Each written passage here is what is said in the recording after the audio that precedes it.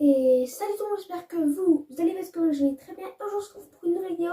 On va faire un nouvel épisode de la CG. Donc, j'ai arrêté les épisodes sur les différents états de la matière parce qu'il n'y en avait plus spécialement à faire. Et de toute façon, il n'y en avait plus de très intéressants, donc j'ai décidé d'arrêter. Et on va refaire un épisode de la CG. J'espère aussi faire des vidéos dehors de ce que vous pourriez faire pendant le confinement avec le fait. Donc, on va tout de suite commencer.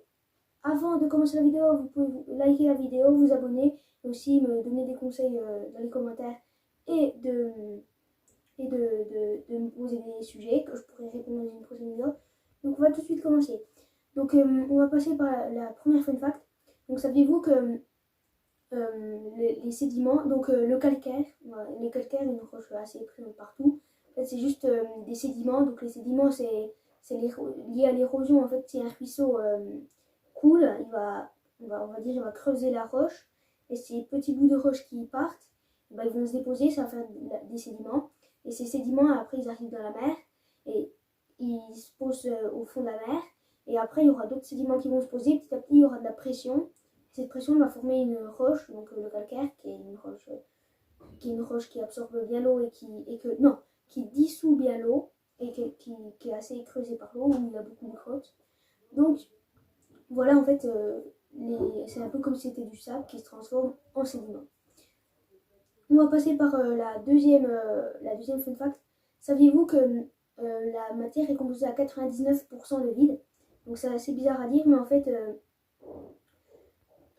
les atomes, il y a le noyau de l'atome, comme on l'a beaucoup dit sur cette chaîne, il y a le noyau de l'atome avec les protons et neutrons, donc qui concentrent 99% de la masse de l'atome.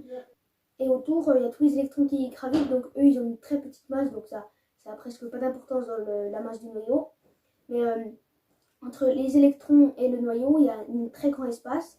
Et donc un noyau, c'est composé du coup à 99% de vide, parce que entre l'atome et les électrons, il ne peut pas y avoir d'autres atomes parce que c'est plus gros. Donc il n'y a rien, c'est du vide. Donc c'est assez bizarre parce que quand on tape quelque chose, ça passe pas à travers, et pourtant 99% du truc est vide, donc ça devrait passer à travers. Donc c'est assez spécial.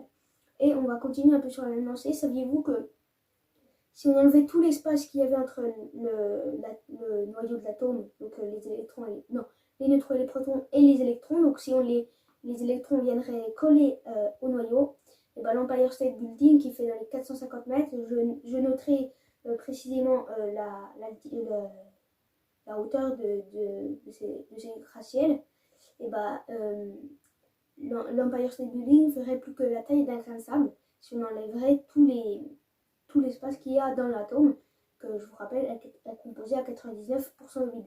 Donc c'est assez spécial. Nous, on n'aurait presque pas de taille, parce que l'Empire State Building, ça fait 450 mètres, ça fait quelqu'un de.